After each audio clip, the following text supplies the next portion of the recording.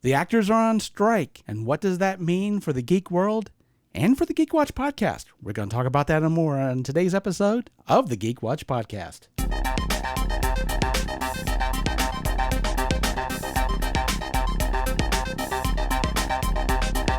This is the Geek Watch Podcast with Brian Hatcher and Mandy Petrie.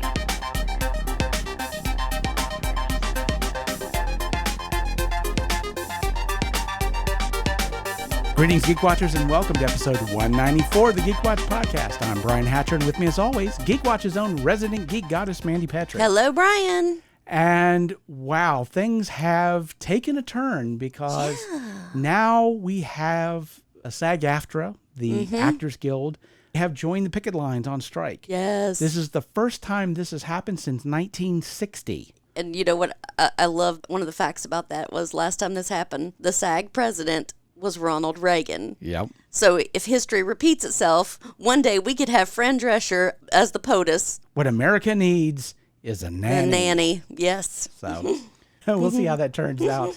But we are going to talk a lot about the strike, and certainly we're going to talk about how this changes the complexion of what's been going on, what this is doing to the industry at this point, the bases around the strike and why the Actors Guild has joined, and in a real sense, what that's going to mean for us as this podcast.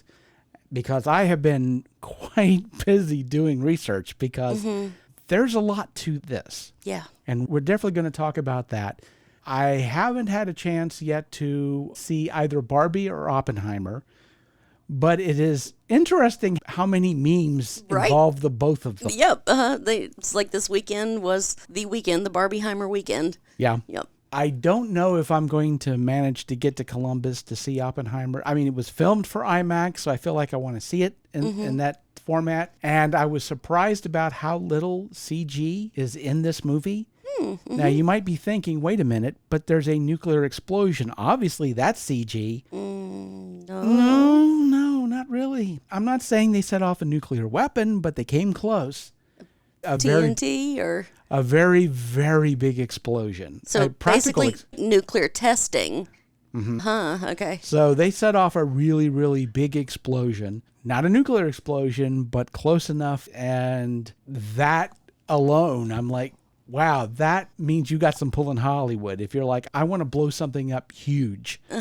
And of course, they shot it in IMAX, so you can just imagine what that's going to look like. Whew. It seems they're going to do well. Now, what shocked me was, guess what the next bomb that has hit? And it's not Oppenheimer, the next bomb that seems to have hit Hollywood. Mission Impossible. Apparently, they had a very disappointing opening weekend. Don't hate me. I haven't seen one, not since 1996 have I seen any of the Mission Impossibles. Yeah. I can't judge about what, I think I've only seen like 3 Fast and Furious movies, but it is a rather lengthy franchise at this point. Yeah, so. And you have Tom Cruise, who can do no wrong unless you match him up with the Mummy, then all bets are off. But especially the Mission Impossible movies have done so well.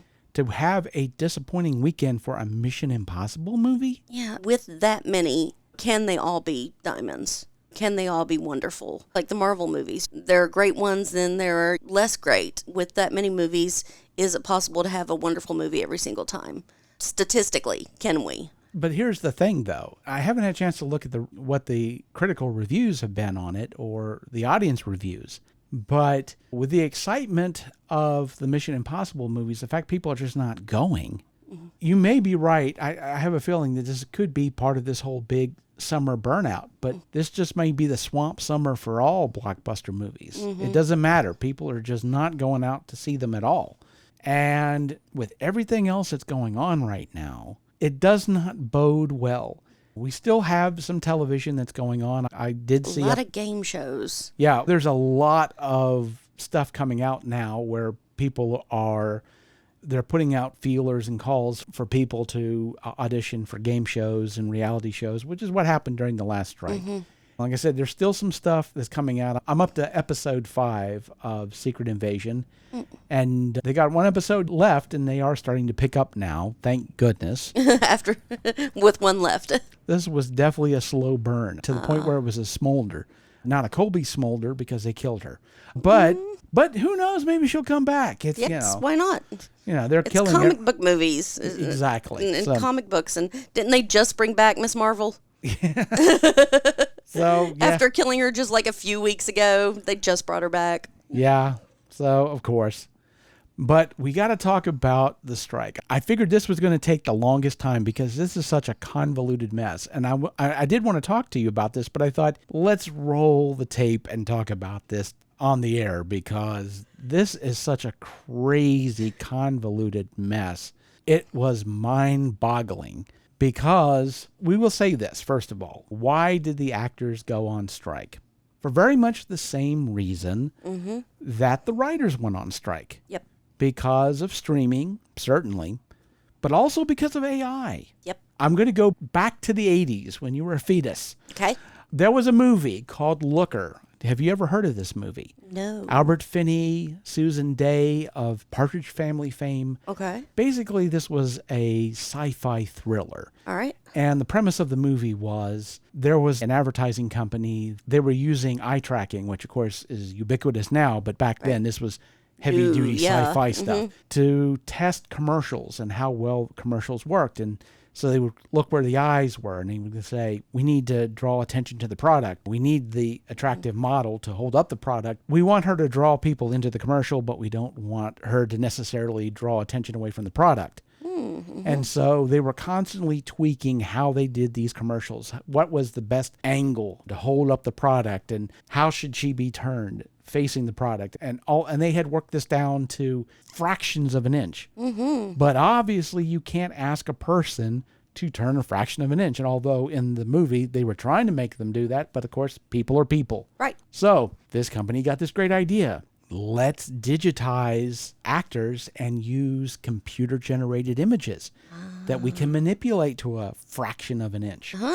And so the premise of this movie was that they were hiring actors and bringing them in and doing digital scans of them to use them as virtual actors. And Susan Day was one of these actors that was being brought in. This was the 80s, and apparently nowadays we do body scans, of course, for all kinds of different Video things. games, everything. Exactly. And you put them in a unitard and you scan them. But apparently there are no unitards in the 80s. They hadn't invented them yet. And so the characters had to be modeled nude because, of course, it's the 80s. Yes, yes. So, I can remember that in Total Recall, though I guess that was the 90s. But yeah. yeah. So it gave you an excuse to put, to have people scanned naked. So, but they basically created these virtual actors, which they would pay residuals for the rest of their lives for using them. Yes. And so the mystery of all this was a lot of these actors suddenly start dying. So they don't have to get paid. Exactly. Really? Yes. Good grief. Nowadays, it's not that sinister because all they're basically doing, according to SAG, is that they were going to invite day players to come in for basically a day rate. They pay you for one day. They would scan you, and then they would use you as a virtual actor forever, and no residuals, no anything. That did happen in the 1990s. I read a tweet about it from an actor named Billy Yost. If you don't know who he is, he played the Blue Ranger. And the actor who played Zordon came in for one day, got paid like $150. They took different images of his face, and then he was in every single episode from then on and never got paid again. Yeah. Yep. I can see why SAG-AFTRA is like, this is not cool. And it's not just about the money, keep in mind. Because a lot of these background actors, if you get a day rate, that's money you get to eat off of. But it also gives new actors access to an actual movie set. So they learn how things happen there. They learn what the protocols are. They learn how to behave on a set. And you can't learn that in a book. You have to be there. Right. And so if an actor goes into a studio and does a body scan, they don't get to be on the set and they don't get to learn. So that's a very important part of the process of growing and developing as an actor. So if you don't have those day parts where you're an extra, you don't get that experience and you don't get to grow. Plus, imagine what this is going to do for stunt personnel. you don't have to bring in stunt people for explosions. You can just blow up your virtual actors. Right. So that screws that up as well. There are a lot of different reasons why SAG-AFTRA is going to have a problem with all of this. This whole idea of using computers to replace artists. And we go back to that again. And going back to President Drescher, I don't know if you saw the press conference when she announced the strike. I did not, no. She was angry. This was a very passionate, said them and the Movie Producers Guild, they were very separate.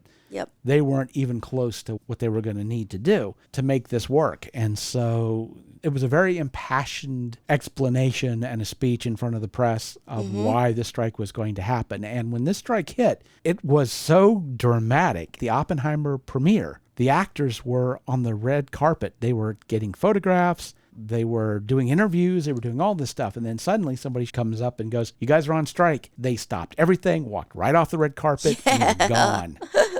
There was a red carpet premiere for The Haunted Mansion.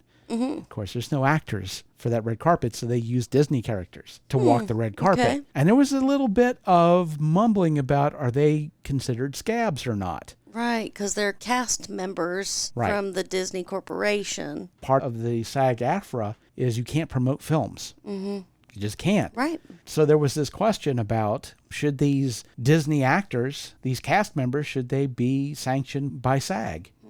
Because here's the thing about this. Let's just say this right off the bat. If you're not an actor, if you have no intention of ever getting a SAG card, you can say or do whatever the hell you want. Because it's not like they're going to send the mafia after you to kill you in your sleep.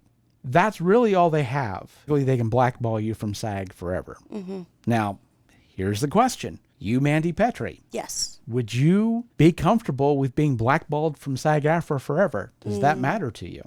Well, it doesn't just cover movie and television actors. This covers news anchors. This covers anyone who's been on screen of any kind. I personally would not be comfortable with it. It's not an easy choice to make. I can't make it for anyone else. They still have their stage shows that they could do, and people could go to Broadway and the like. But yeah, and there are a lot of screen actors that are doing Broadway right now. And I can tell you also, as someone who has an IMDb, I am on the IMDb, I have an issue with it also.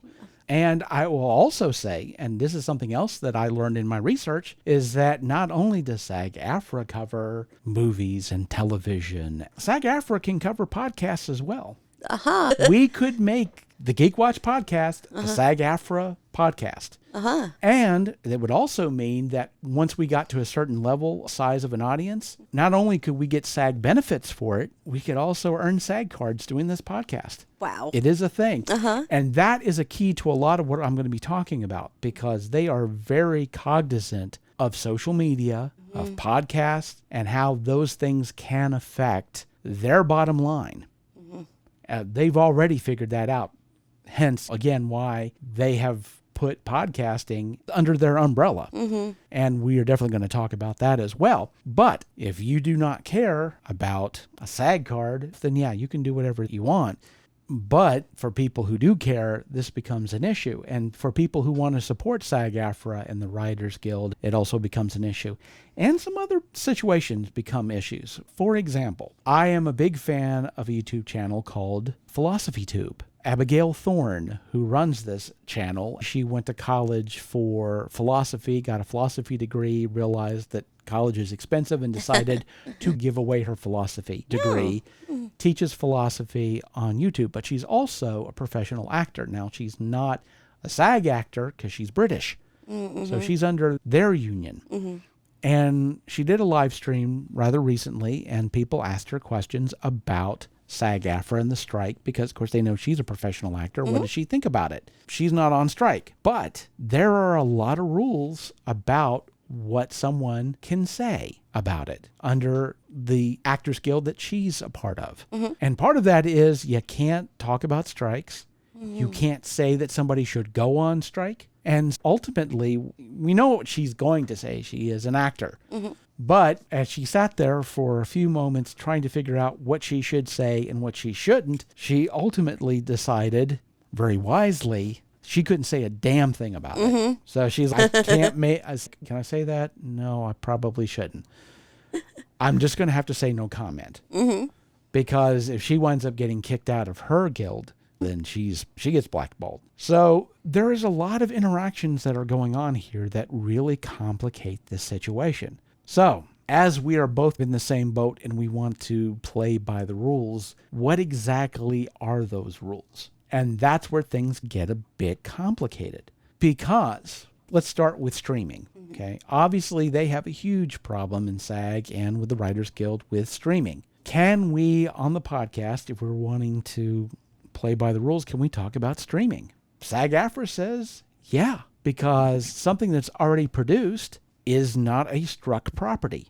Yes. So we can do retro review. We could absolutely do retro reviews. Now, the thing about it why that's a weird kind of a slippery slope for me looking at it originally was, if streaming is the problem, is part of the problem anyway, why is promoting it a good idea? Because if you do promote it, and if it's putting money in the coffers of the streaming services, what motivation do they have to come back to the table? From what I can tell, there are a couple of things involved. One of them is actors and writers, they get residuals. Yeah. And they're really going to need to get those residuals because they're going to be out on the picket line. They're not going to be making money. Plus, as SAG had put it, we want to show that what we do is valuable.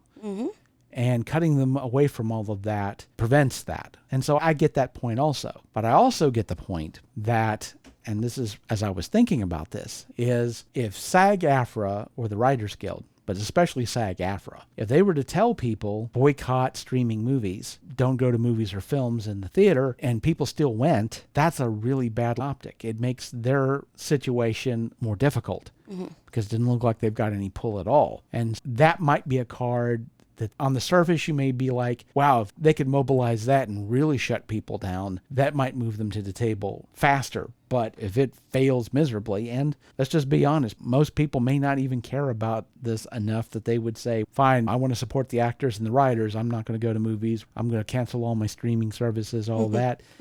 The average person may not really even understand what's going on, much less care about it.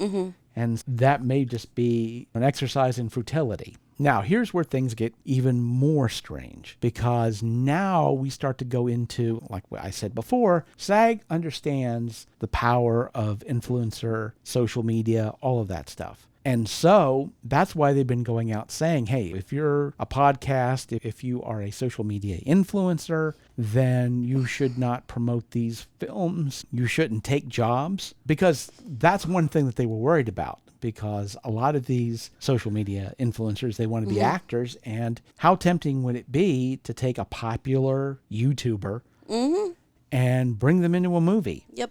Maybe they're not as good an actor. They classically but at least the movie's getting made. And they may not necessarily understand everything that's going on. And so SAG-AFTRA has made it a huge point to say you don't want to do that. They also have made a really huge point about advertising struck projects on podcast, on YouTube, and things like that. Of course, we are going into San Diego Comic-Con. It's already really started, but what is there to it's going to be about comic books now, because that's about what they have. Yeah. Now, here's the thing, too. This falls into your wheelhouse. SAG-AFTRA is saying you should also not cosplay struck properties. Because that's advertising for the struck properties. So basically what it comes down to is, as a podcast, any news about a struck property, any advertising, if you have a podcast, if you have a YouTube channel, you should not talk about those things. Those struck properties. Those struck properties. And especially now that a lot of these struck properties, they just released a list of Warner Brothers properties that were going to be released this year that are getting moved to next year. And they were big ones we've been talking about. Right. And there's not an awful lot to talk about right now, but a lot of things have been shut down and shuttered. A lot of reshoots, a lot of Marvel properties, includes Marvel properties. Deadpool, Beetlejuice. Everything. Dune 2, Aquaman 2, so at least next year. Because they are going to need to spread things out, because we are heading toward the Great Abyss, which is the great desert of no content. Such a drought. Yeah. So absolutely no content to be had. And basically what that means for the Geek Watch podcast is there are going to be certain things that we're going to talk about that we can talk about. that are streaming properties that are not going to be violations of SAG-AFTRA, like Doctor Who. We saw a trailer for a sonic screwdriver. Yes. So, and we can talk about stuff like the Marvels because it's already made. Yep, it's so not that's struck. it's not struck. But any news about a struck property, we're just going to have to pass on for now. Well, and hey, we can talk about the retro reviews. We can go all the way back to the beginning. Yeah. And go decade by decade, pick a movie from that decade and discuss it. Captain of Dr. Caligari, very which I can definitely talk about because that period of history is something I find very fascinating, and I have written about this period between World War I and World War II. Isn't that very interesting, since you and I are now a part of a production that is set in that period? Exactly. And that'll be something else that draws a bit of our attention. Now, we're going to still try to do the podcasts rather regularly, but of course, when we get into Tech Week and production, then we will, of course, be busy with that. And of course, we'll let you know. Mandy will be busy telling me how to act, and I will be busy acting the way Mandy tells me to. That is a proper acting relationship that we have. Yes, and that's the good thing, that we are as stage actors, and we are using a property that is very public domain. Yes. So entertainment is still going to be out there, but go find it locally. Find it locally. Go to Broadway because they're still able to perform. It'll give you an opportunity to see other things. But as far as the strike, I don't see an end in sight, but I guess we'll see. We shall see. And with that said, we come to the end of episode 194. Thank you for listening, and tune in next time for the latest in geek news and views with the Geek Watch Podcast. For Mandy Petrie, this is Brian Hatcher, reminding all the Geek Watchers out there, we're all geeky about something. Be proud of yours. See you next time. Thank you for listening to the Geek Watch Podcast. If you enjoyed this program, don't forget to like and subscribe on your preferred platform and share this podcast on your social media. For links to all the ways you can listen to the Geek Watch Podcast, as well as leave comments and suggestions, visit our website at geekwatch.net. The Geek Watch Podcast is a Hanging J production.